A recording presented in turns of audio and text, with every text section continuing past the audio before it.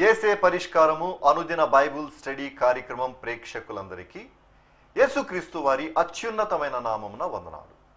ప్రభువునందు ప్రియా దేవుని బిడ్డలారా, నేటి దినము బ్రదర్ కారుపాటి శ్యామ్ సాగర్ గారి ద్వారా బైబిల్ స్టడీలోని వాక్య ధ్యానమును ఆదికాండము నుండి ధ్యానం చేసుకుందాం. మీరందరూ బైబుల్తోనూ నోట్బుక్తోనూ సిద్ధపడి ఉంటే గడచిన ఆదివారము మేము మీకు అందించిన క్విజ్ నెంబర్ 310లోని ప్రశ్నలు, వాటి సమాధానాలు ముందుగా నేను చదువుతానండి. మీరు రాసిన సమాధానాలతో వాటిని సరిపోల్చుకోండి. క్విజ్ నెంబర్ 310 మొదటి ప్రశ్న. నిబంధనకు గుర్తుగా ఏది ఉండును?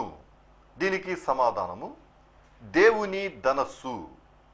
రెండవ ప్రశ్న. నిమ్రోను తండ్రి ఎవరు? దీనికి సమాధానము కూషు. మూడవ ప్రశ్న. బాబేలు నందు దేవుడు దేనిని తారుమారు చేసెను? దీనికి సమాధానము వారి భాషను. నాలుగో ప్రశ్న.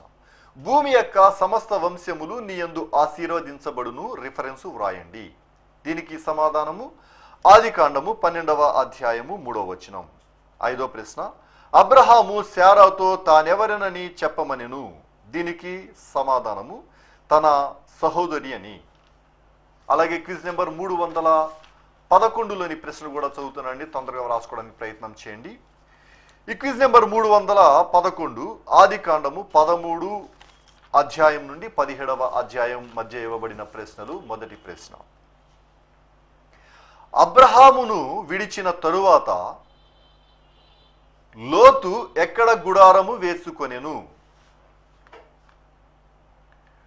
అబ్రహామును విడిచిన తరువాత లోతు ఎక్కడ గుడారము వేసుకొనెను? రెండో ప్రశ్న. షాలేము రాజు పేరు ఏమి? షాలేము రాజు పేరు ఏమి? మూడో ప్రశ్న. ఎలియజరు ఏ ప్రాంతపు వాడు? ఎలియజరు ఏ ప్రాంతపు వాడు? నాలుగో ప్రశ్న. కాదేశు బెరదుల మధ్య ఉన్న నీటి బుగ్గ పేరు? కాదేశు బెరదుల మధ్య ఉన్న నీటి బుగ్గ పేరు ఏమి? ఐదో ప్రశ్న. ఏ వయస్సులో అబ్రహాము సున్నతి పొందెను? ఏ వయస్సులో అబ్రహాము సున్నతి పొందెను? ఈ 5 ప్రశ్నలకు సరైన సమాధానాలు రాసి వచ్చే శనివారంలోగా మా కార్యాలయానికి పంపించండి. మీ పేరు, అడ్రస్సు రాయటం మర్చిపోకండి. క్విజ్ రాసే ప్రేక్షకులు 3 విషయాలు జ్ఞాపకం ఉంచుకోవాలి. మీరు క్విజ్ రాసే పోస్ట్ కార్డు ముందు భాగంలో మీ ప్రార్థన మనవులు రాయాలి. వెనక భాగంలో ఖాళీ ప్రదేశంలో పైన క్విజ్ నెంబరు, క్రింద 5 ప్రశ్నలకు సమాధానాలు రాయాలి. అడ్రస్ విభాగంలో పాస్టర్ కారుపాటి శ్యామ్ సాగర్ గారు, ఏసే పరిష్కారము, వేదరాజు సినిమా హాల్ వద్ద, పత్తేబాద, ఏలూరు అని వ్రాయటం మర్చిపోకండి. క్విజ్ నెంబర్ 310కి మాకు సమాధానాలు రాసిన వారు ఏలూరు పత్తేబాద నుండి వై సరోజిని, ఎయిర్లైన్స్ నుండి వి శిఖామణి, భారతి, జయశేఖర్, అనీషా, శాంతినగర్ నుండి ఎం ప్రవీణ్ కుమార్, తంగరాజు, జయరాజు, ఒలీవా ఎలిజబెత్, గన్ బజార్ నుండి మట్టా అజరయ్య, జ్యోతి, సుధాకర్, శాస్త్రినగర్ కాల్ నుండి కె మోహన్ రావు, నవాబుపేట నుండి డిజే దీక్షితాబాయి, కొత్తగూడెం నుండి వెరోనికా, తడికలపూడి నుండి ఊసా భీమేశ్వరరావు, పద్మ, ఆగడాలంక నుండి జె రూతు, తంగెళ్లమూడి నుండి బొల్లా మంజుల, నాగేశ్వరరావు, ఆర్ఆర్పేట నుండి ఆర్ నవనీతం, డి సుకుమారి. మీ అందరికీ ఏసే పరిష్కారం కార్యాలయం తరపున ధన్యవాదాలు తెలియజేసుకుంటూ ఉన్నామండి. మీరందరూ సిద్ధపడి ఉంటే బ్రదర్ కారుపాటి శ్యామ్ సాగర్ గారు ప్రార్థన చేసి ఈ దినపు వాక్య పరిచర్య చేస్తారు. ప్రభువునందు ప్రియమైన దేవుని బిడ్డలారా, ఈ రాత్రి కాలపు వాక్య భాగం కొరకు సహకారాన్ని అందిస్తున్న కుటుంబం కామవరపుకోట వాస్తవ్యులు శ్రీ నల్లమిల్లి వెంకటేశ్వరరావు గారు, అమ్మాజీ గారు, రవికుమార్, సీత, అక్షయ్, హాసిని, స్వర్ణలత గారు సహకారాన్ని ఇస్తున్నారు. దేవుడు ఈ కుటుంబాన్ని దీవించినట్లు ప్రార్థన చేయండి. ప్రార్థన చేసుకుందాం. వాక్య ధ్యానం ప్రారంభించుకుందాం. తలలు వంచండి, ప్రార్థనలో ఏకీభవించండి. ప్రార్థన. మమ్మలను మిక్కిలుగా ప్రేమిస్తున్న మా ప్రియ పరలోకపు తండ్రి, మీ పరిశుద్ధ గణనామమునకు స్తోత్రాలు. ఈ రాత్రి కాలం మీ పాదాల చెంతకు చేరాం, మిమ్మల్ని స్తుతిస్తున్నాం. ఈ దినం ఆదివారం క్విజ్ రాసిన బిడ్డలను దీవించండి. ఎపిసోడ్ సహకారం ఇచ్చిన నల్లమిల్లి వెంకటేశ్వరరావు గారి కుటుంబాన్ని దీవించండి. నూతన ఎపిసోడ్ సహకారులను దయచేయండి. మా రక్షకుడైన యేసు ప్రభు పేరిట ప్రార్థిస్తున్నాము తండ్రి, ఆమేన్. ప్రియమైన దేవుని బిడ్డలారా, మీ పరిశుద్ధ బైబిల్ గ్రంథాన్ని తెరిచి ఆదికాండము గ్రంథం 22వ అధ్యాయం 20వ వచనం నుండి వాక్యాన్ని గమనించండి. అబ్రహాము తండ్రి తెరహు. అబ్రహాము యొక్క తండ్రికి ముగ్గురు కుమారులు: నాహోరు, అబ్రహాము, హారాను. హారాను కుమారుడు లోతు. హారాను మృతి నొందాడు. నాహోరు భార్య పేరు మిల్కా. తెరహు నాహోరుకు అబ్రహాముకు కల్దీయుల పట్టణంలో ఉండగానే వివాహాలు చేశాడు. నాహోరు భార్య పేరు మిల్కా. మిల్కాను గూర్చి మనకు ఆదికాండము గ్రంథం 11వ అధ్యాయం చివరి వచనంలో తెలియచేస్తున్నాడు. నాహోరు భార్య మిల్కా. మిల్కా హారాను కుమార్తె. అలాగే అబ్రహాము భార్య షారాయి. నాహోరు యొక్క సంతానం ఏమయ్యారు? యేసుక్రీస్తు ప్రభువారి వంశావళిలో నాహోరు యొక్క కుటుంబములో నుండి రెబెకా స్వీకరించబడింది. అబ్రహాము కుటుంబములో నుండి ఇస్సాకు, తెరహు కుటుంబంలో నుండి ఇస్సాకు. మనం చూస్తున్నప్పుడు దేవుడు తెరహు యొక్క వంశావళిలో నుంచి ఒక అద్భుతమైనటువంటి సంతానాన్ని లేవనెత్తుతూ వస్తున్నాడు. కనుక నాహోరు మిల్కాల యొక్క సంతానం 8 మంది కుమారులు. నాహోరు యొక్క ఉపపత్నికి మరలా ఒక 4 కుమారులు. వీరి వివరాలు ఆదికాండం 22వ అధ్యాయంలో 20వ వచనం నుంచి రాశాడు. చదువుకుందాం. ఆ సంగతులు జరిగిన తర్వాత అబ్రహామునకు తెలుపబడినది ఏమనగా, ఆ సంగతులు జరిగిన తర్వాత, మీరు ఆదికాండం గ్రంథంలో చూస్తున్నప్పుడు 22వ అధ్యాయం 1వ వచనంలో ఆ సంగతులు జరిగిన తరువాత అని రాస్తున్నాడు. అలాగే బైబిల్ గ్రంథంలో ఆ సంగతులు జరిగిన తరువాత అనే పదం హిస్టరీని, చరిత్రను జ్ఞాపకం చేస్తుంది. కొన్ని ఇన్సిడెంట్స్ అనంతరం అబ్రహాము కుమారుడైన ఇస్సాకు 17వ ఏట మోరియా పర్వతం మీద బలి కొరకు తీసుకుని పోబడ్డాడు అనుకుంటే, అబ్రహాము యొక్క వయస్సు అప్పటికి 117 కింద లెక్కించాలి. అబ్రహాము యొక్క వయస్సు 137 ఏళ్ళు ఉన్నప్పుడు షారా మరణించింది. అంటే 20 ఇయర్స్ స్పాన్ మధ్యలో కనిపిస్తోంది. అబ్రహాము ఇస్సాకును బలి ఇచ్చినది 117వ సంవత్సరం అని మనం అనుకుంటే, 137వ సంవత్సరంలో అబ్రహాము ఉండగా అతని భార్య షారా చనిపోయారు. ఆ 20 సంవత్సరాల నిడివిలో జరిగినటువంటి వృత్తాంతాల్లో అబ్రహాము యొక్క అన్నగారైన నాహోరు యొక్క భార్య అయిన మిల్కా యందు 8 మంది కుమారులను కన్నాడని, ఉపపత్ని ద్వారా 4 కుమారులను కన్నాడని అతనికి తెలుపబడెను. ఇది ఆనాడు కమ్యూనికేషన్ సమాచార విభాగం ఏ విధంగా ఉండేదో, ఆయా స్థలాల నుండి వచ్చినటువంటి వ్యక్తులు ఇచ్చిన ఇన్ఫర్మేషన్ అయి ఉండాలి. అబ్రహామునకు తెలుపబడింది ఏమనగా, మిల్కా అను ఆమెయు నీ సహోదరుడు నాహోరునకు పిల్లలను కనెను. వారెవరనగా జ్యేష్ఠ కుమారుడైన ఊజు, రెండవ వాడు అతని తమ్ముడైన బోజు, అరాము తండ్రి అయిన కెమూయేలు, కెసెదు, హజో, పిల్గాషు, ఇద్లాయి, బెతూయేలు. బెతూయేలు రిబ్కాను కనెను. బెతూయేలు రిబ్కా, లాబాను అనే వారికి తండ్రి. బెతూయేలు రిబ్కాను కన్నాడు.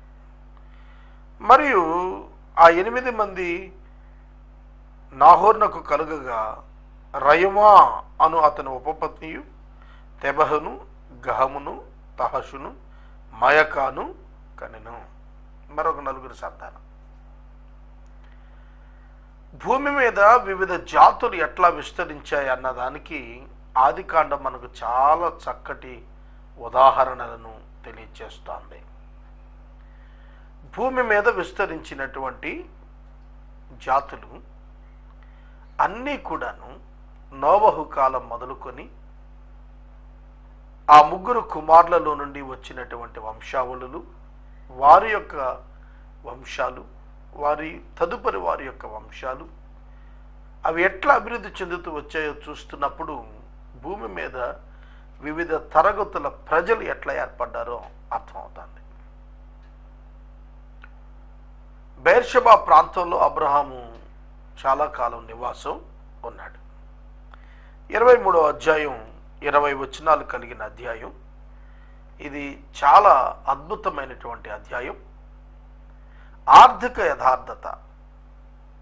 అబ్రహాము జీవితంలో ఆర్థిక యథార్థత మరియు అన్య జనాంగం ఎదుట క్రీస్తు లక్షణాల కనపరచుట అబ్రహాము ఇందులో చేసిన గొప్ప లక్షణాలు. 23వ అధ్యాయం ప్రారంభం. శారా జీవించిన కాలము అనగా బ్రతికిన ఏండ్లు 127. అబ్రహాము శారాల వయసు డిఫరెన్స్ 10 years. 127 సంవత్సరాలు అబ్రహాము భార్య అయిన శారాకు, అంటే ఆమె మరణించేప్పటికీ అబ్రహాము 137 సంవత్సరాల వాడు. అబ్రహాము బ్రతికిన సంవత్సరాలు 175. అంటే ఇంకా అబ్రహాము 38 సంవత్సరాలు జీవించాడనేది తెలుస్తోంది. శారా మరణం తర్వాత ఇస్సాకు వివాహం. ఇస్సాకు వివాహం మనం చూస్తున్నప్పుడు 90 ఏండ్ల వయసులో శారా ఇస్సాకుకు జన్మనిచ్చింది. 127 ఏళ్ళప్పుడు చనిపోయింది. అంటే 37 ఏళ్ళు బతికింది.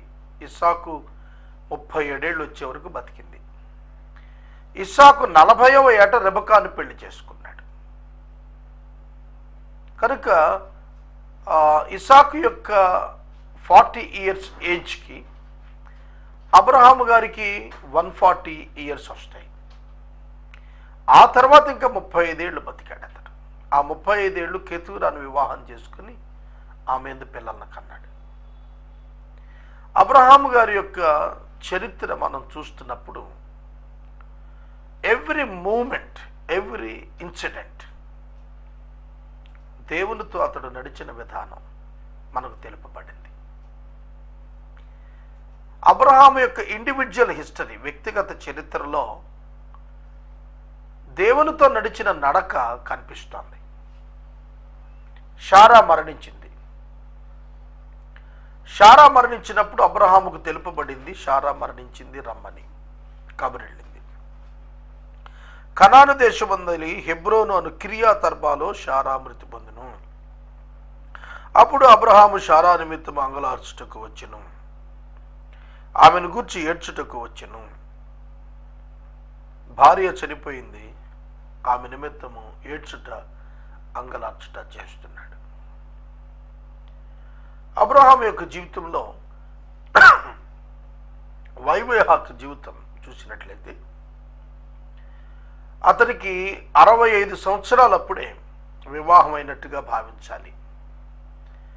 ఎందుకంటే అతడు వాగ్దానం పొందిన నాటికి 12వ అధ్యాయం 1వ వచనాల నాటికి 10 సంవత్సరాలు కల్దీయుల పట్టణమైనటువంటి ఊరు నుండి తెరహును తన తండ్రిని తీసుకొని నాహోరును విడిచి హారాను పట్టణం దగ్గర కొంతకాలం బిజినెస్ చేశాడు. కనుక ఆ వయస్సు ప్రకారం మనం లెక్కించినప్పుడు ఇంచుమించుగా వారి యొక్క వైవాహిక జీవితంలో 72 సంవత్సరాల ఇంచుమించుగా వైవాహిక జీవితం వారు గడిపారు. చూడండి, దేవుని యొక్క వాక్యంలో భార్య అనేటువంటి వ్యక్తికి తను ఇస్తున్న నివాళి ఘనమైనటువంటిదిగా కనిపిస్తుంది. ఆమె అతనికి సంపూర్ణమైన హెల్ప్మేట్గా, సాటి అయిన సహాయంగా జీవించింది. హెబ్రీ పత్రిక మీరు చూస్తే 11వ అధ్యాయం విశ్వాస వీరుల జాబితా ఉంది. అందులో షారా గారి పేరు రాసింది. మీరు గమనించినట్లయితే విశ్వాసులకు మాదిరికరమైన ఒక తల్లి. ఆమె మరణించింది. ఆమె కొరకు ఏడ్చడానికి వచ్చాడు. తరువాత అబ్రహాము మృతి పొందిన తన భార్య ఎదుటి నుండి లేచి హేతు కుమారుల దగ్గరికి వచ్చాడు. హేతు కుమారులు ఆ ప్రదేశంలో చాలా నాయకత్వంలో ఉన్నారు. వారి ఎదుకు వచ్చి అబ్రహాం మాట్లాడుతున్నాడు. నేను మీ మధ్యన పరదేశినిగా పరవాసిగా ఉన్నాను. మృతి పొందిన నా భార్య నా కనుల ఎదుట ఉండకుండా ఆమెను పాతిపెట్టుటకు మీ తావును నాకు ఒక శ్మశాన భూమి స్వాస్థ్యంగా ఇయ్యండి అని అడుగుతున్నాడు. హేతు కుమారులు నాయకత్వంలో ఉన్నారు. ఆ ప్రదేశంలో భూములు ఉన్నాయి వారికి. వారి ఎదుకు వచ్చి అడుగుతున్నాడు, అయ్యా, నా భార్య నా ఎదుట ఉండకుండా పాతి పెట్టాలి, దాని కొరకు నాకు ఒక స్వాస్థ్య భూమి కావాలి అని అడుగుతున్నాడు. శ్మశాన భూమి అడుగుతున్నాడు. శ్మశాన భూమి స్వాస్థ్యంగా కోరుకుంటున్నాడు. అబ్రహామునకు ఏదైనా స్వాస్థ్యంగా ఉంది అంటే శ్మశాన భూమి. తనకున్న సమస్తం పనిచేశాడు ఆయన. అతని పేరు రికార్డెడ్గా ఉండిపోయిన సైట్ శ్మశాన భూమి మాత్రమే. హేతు కుమారులు చాలా రీజనబుల్ పీపుల్, చాలా చక్కటి పద్ధతి కలిగిన మనుషులు. వారు అబ్రహాముతో మాట్లాడుతూ అన్నారు, అయ్యా, మా మాట వినుము, నీవు మా మధ్యన మహారాజువై ఉన్నావు. మా శ్మశాన భూములలో అతి శ్రేష్టమైన దాని యందు మృతి పొందిన నీ భార్యను పాతిపెట్టుము.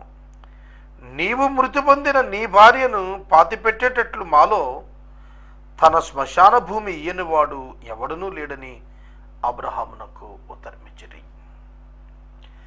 బిలీవర్ అండ్ అన్బిలీవర్, విశ్వాసి అవిశ్వాసి మధ్య సంభాషణ మరలా ఇక్కడ చూస్తున్నాం.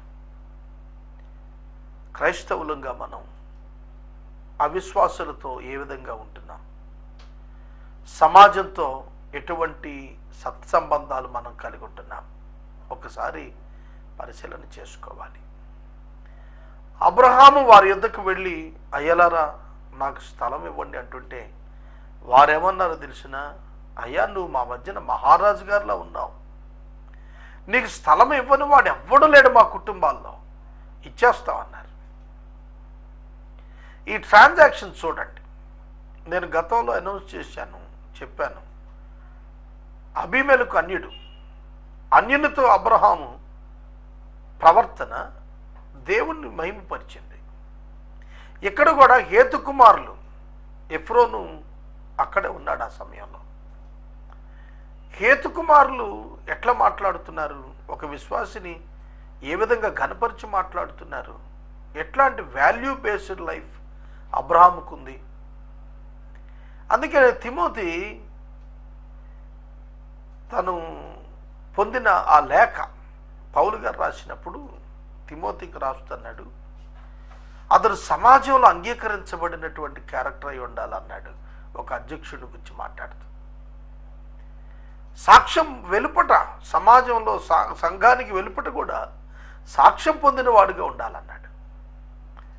ఈ రోజున మనలో ఎంతమంది క్రిస్టియన్ విట్నెస్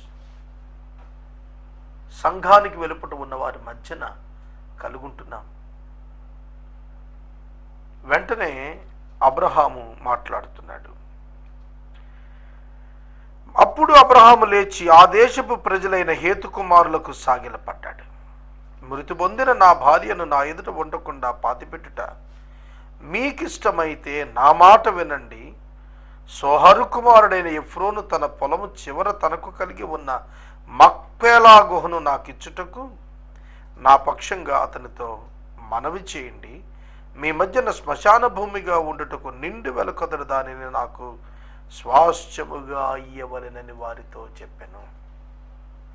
అబ్రహాము అవతల వ్యక్తుల యొక్క అభిమానాన్ని, ప్రేమను, గౌరవాన్ని ఎక్స్ప్లాయిట్ చేసి క్యాష్ చేసుకునే అవకాశం వచ్చినప్పుడు చేసుకోలేదు.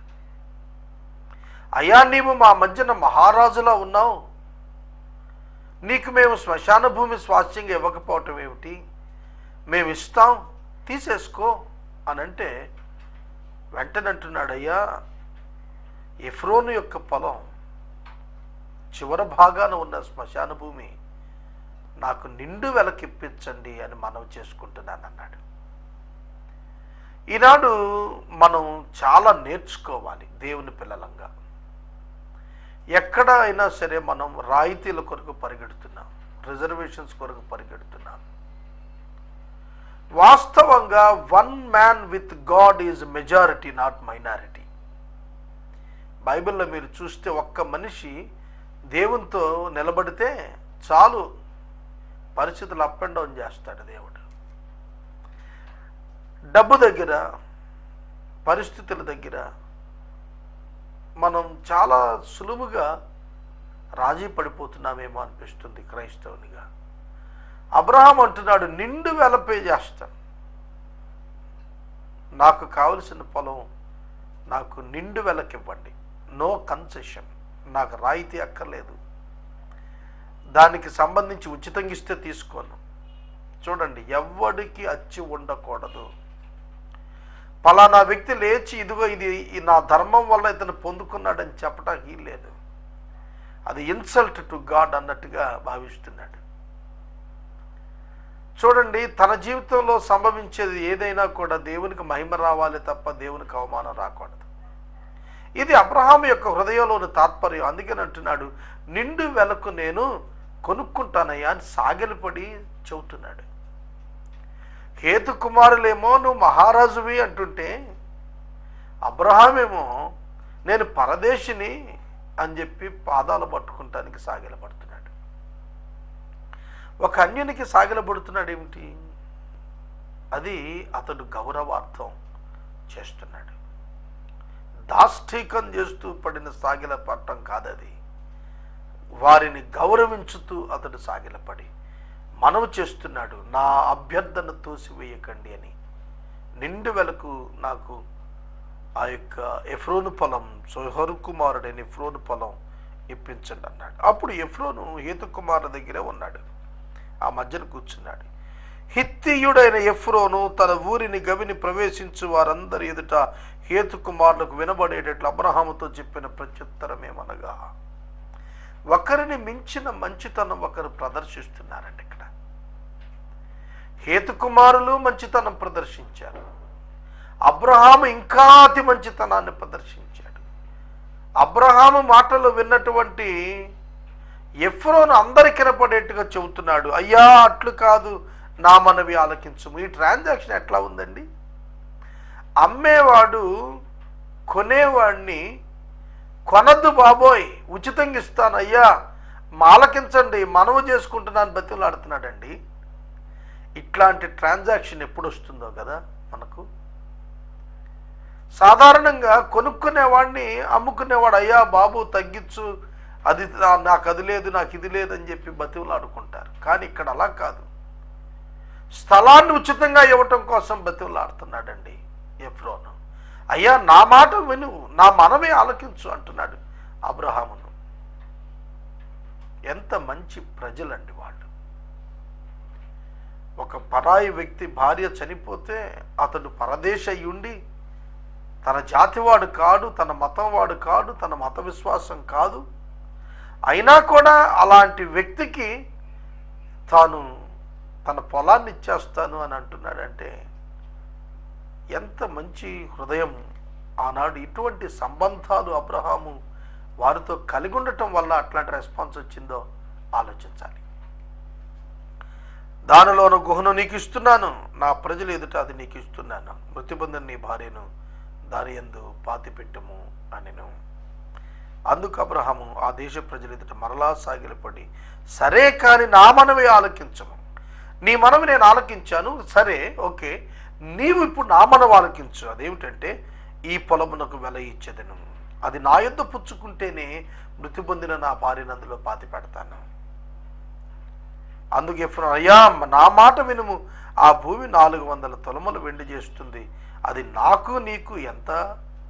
మృతి పొందిన నీ భార్యను పాతిపెట్టమని అబ్రహామునకు ఉత్తరం ఇచ్చెను. అబ్రహాము ఎఫ్రోను మాట వినెను, కాబట్టి హేతుకుమారులకు వినపడినట్లు ఎఫ్రోను చెప్పిన వెల అనగా వర్తకులలో చెల్లు 400 తులములు వెండి అబ్రహాము అతనికి తూచి ఇచ్చెను. మమ్రే ఎదుట ఉన్న మక్పేలా ఎందలి ఎఫ్రోను పొలం అనగా ఆ పొలము దాని ఎందలి గుహ, దాని పొలమేరంతటిలో నా పొలము చెట్లు, ఆ ఊరి గవిని ప్రవేశించు వారందరిలో హేతుకుమారులు ఎదుట అబ్రహామునకు స్వాస్థ్యముగా స్థిరపరచబడిను. రిజిస్ట్రేషన్ అయిందన్నమాట అక్కడ లెక్క ప్రకారం. ఆ స్థలాన్ని, ఆ పొలాన్ని, ఆ గుహను, ఆ చెట్లను అన్నింటినీ కూడా అబ్రహాము 400 తులముల వెండికి కొన్నాడు. ఎఫ్రోన్ అన్నాడు, ఇదెంత నాకు, నీకెంత నాకెంత, ఇది మన ఇద్దరికి అసలు ఇది మొత్తమేనా? కాదు కదా, ఇది చాలా చిన్న విషయం, దీన్ని పట్టించుకోవద్దు అన్నాడు. అంటే చిన్ని ఆర్థిక విషయాలలో కూడా ఇంటెగ్రిటీ మెయింటైన్ చేస్తున్నాడు అబ్రహాం. శ్మశాన భూమి ఉచితంగా ఇస్తానంటే తీసుకోలేదు, పైగా సాగిలపడి మరి వారికి నమస్కరించమని చెప్పాడు, అయ్యా నాకు ఉచితంగా వద్దండి అని. అంతేకాదు, అది చిన్న మొత్తమైనా కూడా దాన్ని యథార్థంగానే తీసుకోవటానికి ఇష్టపడ్డాడు. ఆర్థిక విషయాల్లో మనం ఎట్లుంటున్నాం? చిన్ని విషయాలే కదా అనుకుంటాం, కానీ అవి ఎల్లకాలం గుర్తుండిపోయేటువంటివిగా మన జీవితాల్లో ఉంటాయి. మనము ప్రభువుకు మహిమ తెస్తున్నామా? ఇన్ ఎవ్రీ ట్రాన్సాక్షన్ ప్రభువుకు మహిమ తెస్తున్నావా? మన యొక్క ట్రాన్సాక్షన్లో, మన వ్యవహారాల్లో మోసం ఉండకూడదు. ఏ విధమైన కలుషిత మనస్థితి ఉండకూడదు. అలా ఉండకుండా మనం చూసుకోవాలి. ఈ రాత్రి వాక్యాన్ని నేను నిలుపుదల చేస్తున్నాను. హెబ్రోను గుర్చినటువంటి విషయాలు మరలా రేపటి దినం 1-2 చెప్పిన తర్వాత నేను 24 అధ్యాయాలకు వెళ్తాను. మనము ఇంతవరకు బ్రదర్ కారుపాటి శ్యామ్ సాగర్ గారి ద్వారా బైబిల్ స్టడీ నందు వాక్య ధ్యానమును ఆది కాండము నుండి ధ్యానం చేసుకున్నాం. ఈ కార్యక్రమం ద్వారా మీరు పొందుకున్న ఆత్మీయ మేలులు ఒక ఉత్తరం ద్వారా మాకు తెలియచేయండి. మీ ప్రార్థనా మనవులు మాకు తెలియచేస్తే ఏసే పరిష్కారం కార్యాలయంలో ఏర్పాటు చేసిన ప్రత్యేక ప్రార్థనా శిబిరంలో మీ కొరకు ప్రార్థిస్తాం. మీ కుటుంబ పక్షముగా ఒక ఎపిసోడ్ ప్రసారం చేయాలనుకున్నారు మాకు తెలియచేస్తే మా సిబ్బంది మీ గృహాలను దర్శిస్తారు. క్విజ్ నెంబర్ 311లోని ప్రశ్నలు మరోసారి చదువుతున్నాండి, తొందరగా రాసుకోవడానికి ప్రయత్నం చేయండి. ఈ క్విజ్ నెంబర్ 311 ఆది కాండము 13వ అధ్యాయం నుండి 17వ అధ్యాయం మధ్య ఇవ్వబడిన ప్రశ్నలు. మొదటి ప్రశ్న, అబ్రహామును విడిచిన తరువాత లోతు ఎక్కడ గుడారము వేసుకొనెను?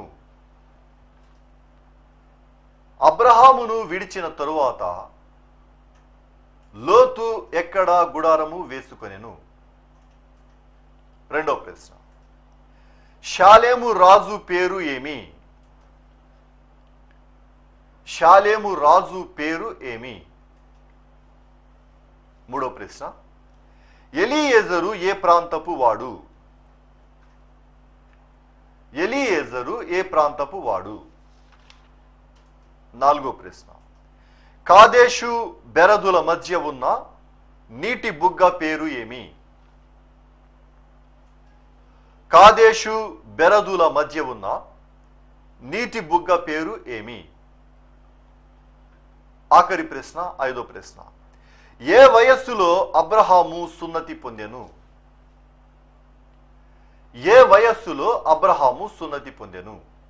ఈ 5 ప్రశ్నలకు సరైన సమాధానాలు రాసి వచ్చే శనివారంలోగా మా కార్యాలయానికి పంపించండి. మీ పేరు, అడ్రస్సు రాయటం మర్చిపోకండి. ముగింపు ప్రార్థన ఆశీర్వాదాలతో ఈ కార్యక్రమాన్ని ముగించుకుందాం. ఈ రాత్రికాలపు వాక్య భాగం కొరకు సహకారాన్ని ఇస్తున్న కుటుంబం కామవరపు కోట వాస్తవ్యులు నల్లమిల్లి వెంకటేశ్వరరావు గారు, అమ్మాజీ గారు, వారి యొక్క కుమారుడు రవికుమార్, సీత, అక్షయ్, హాసిని, స్వర్ణలత గారు సహకారం ఇస్తున్నారు. గత రాత్రి ఈ రాత్రి ఈ కుటుంబం సహకారం ఇచ్చారు. ఈ కుటుంబాన్ని ప్రభువు దీవించినట్లు ప్రార్థించండి. అలాగే ఆడియబుల్ వాయిస్ డిస్టర్బెన్స్ అధిగమించడానికి తగిన కృప ప్రభు ఇచ్చేటట్లుగా, సరైన టెక్నికల్ అసిస్టెన్స్ వచ్చేటట్లుగా ప్రార్థించండి. ప్రార్థన. మమ్మల్ని మిక్కిలిగా ప్రేమిస్తున్న మా ప్రభు మీకు వందనాలు. వాక్యం విన్న బిడ్డలను దీవించండి ప్రభు. ఇంకా అనేక విషయాలు మేము మాట్లాడాల్సింది ఉంది, వాటిని ధ్యానించడానికి కృప చేయండి. యేసు నామములో ప్రార్థిస్తున్నాము తండ్రి, ఆమేన్.